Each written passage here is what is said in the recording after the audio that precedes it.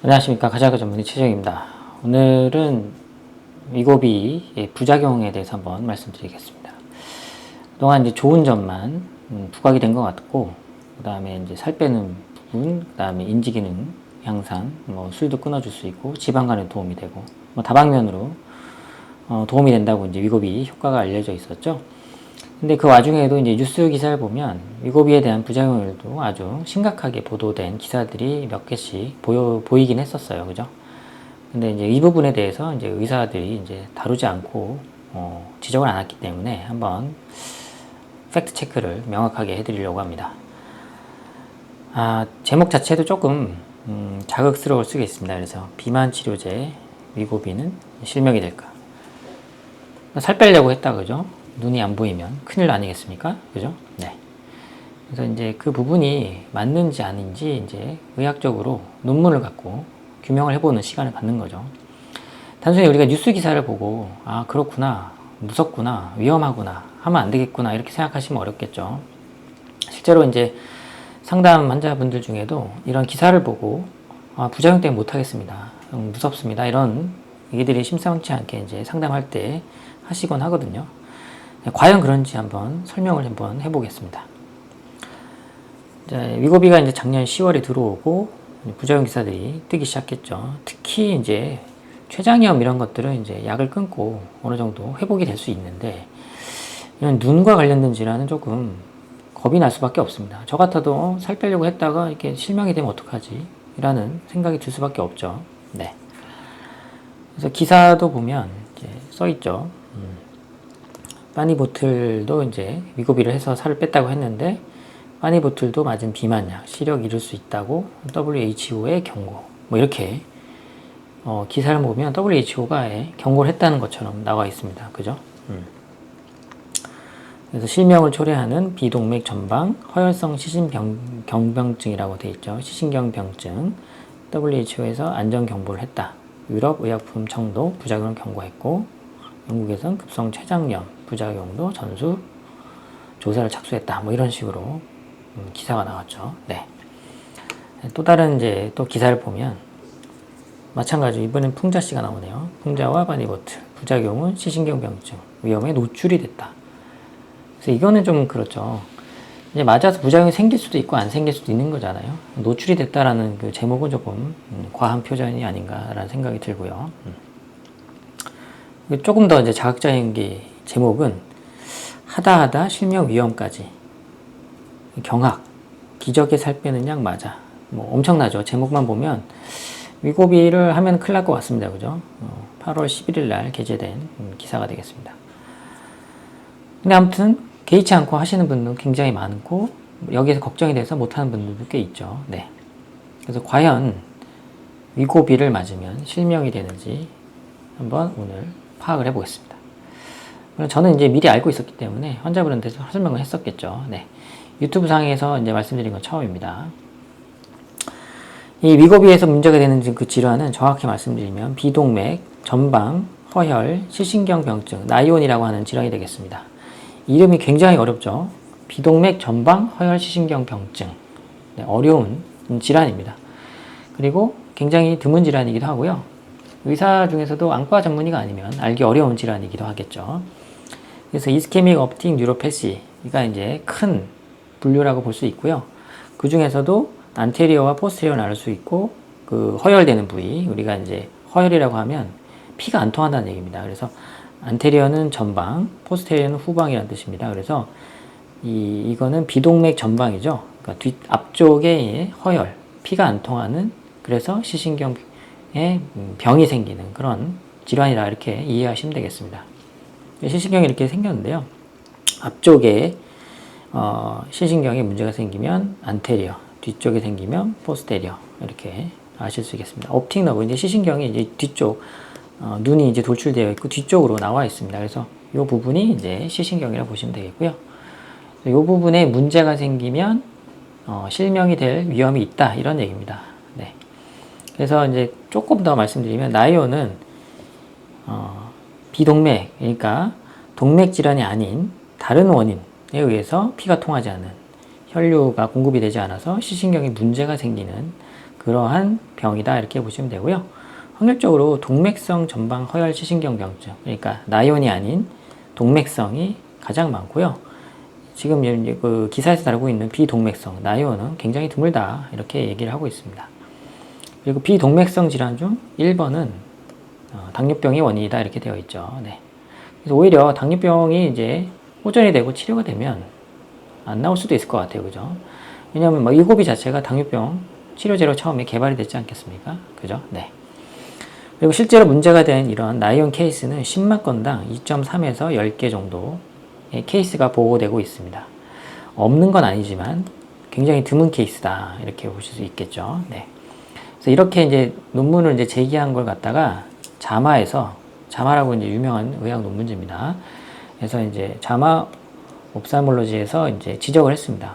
과연 이게 적은 케이스로 지적을 하는 것이 맞느냐라고 리서치 레터를 이제 발행을 했습니다. 그래서 GLP-1 리셉터 아고니스트 익스포저죠. 이게 이제 위고비란 뜻입니다. 위고비 노출. 그러니까 위고비를 이제 맞은 사람과 이게 non arthritic anterior ischemic optic neuropathy. 이게 이제 나이온이죠. 이게 시신경 병증. 거기에 대한 관련 연구를 후양적으로 진행을 했습니다. 이제 이게 앱스트랙트가 나오고 있고요. 요거를 좀 정리를 좀 하고 밑으로 한글로 번역을 제가 했거든요. 보겠습니다.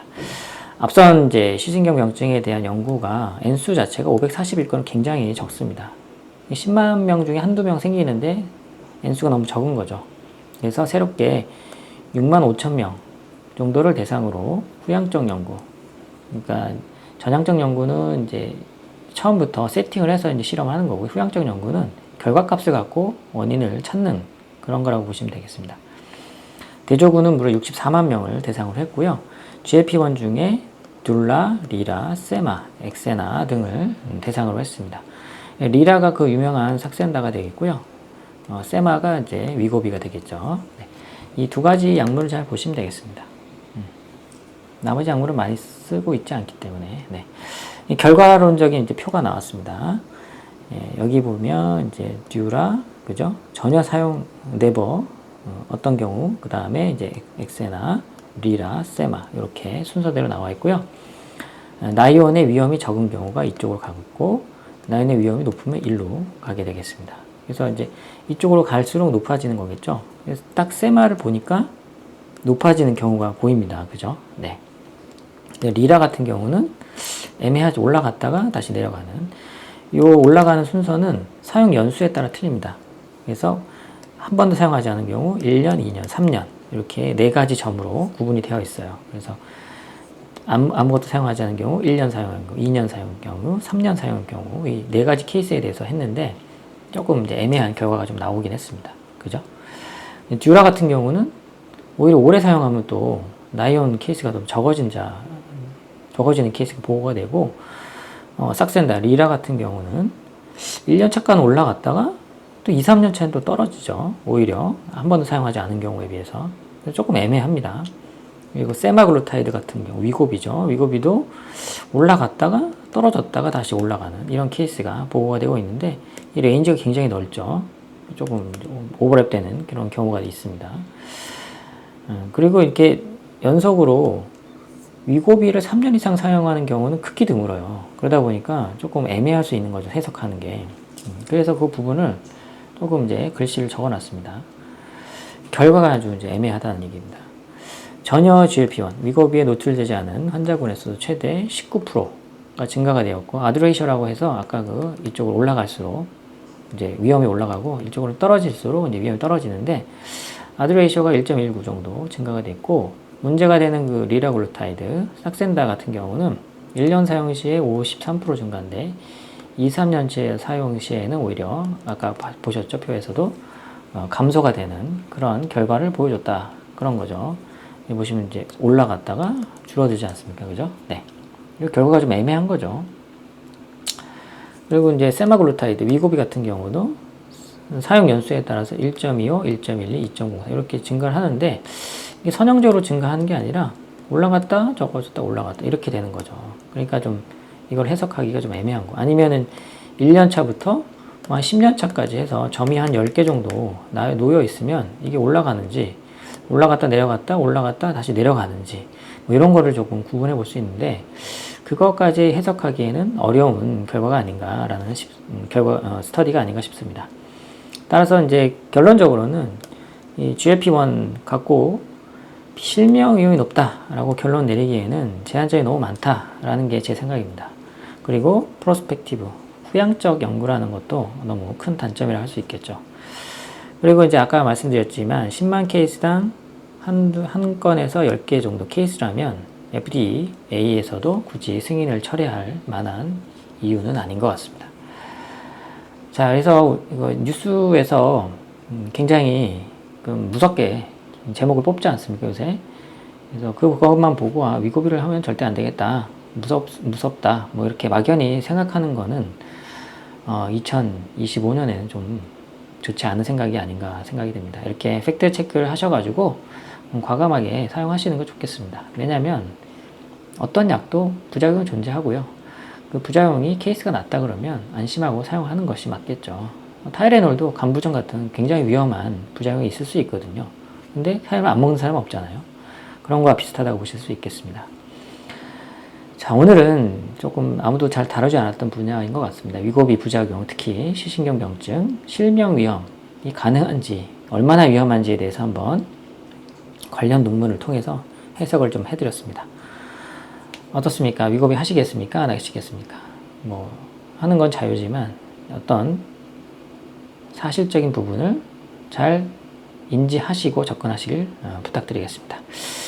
또 다른 불안 부작용 연구 아니면 시신경에 대해서 또 결과가 나오면 또 한번 팩트 체크를 해드리고자 합니다. 오늘은 여기까지 하겠습니다. 감사합니다. 네.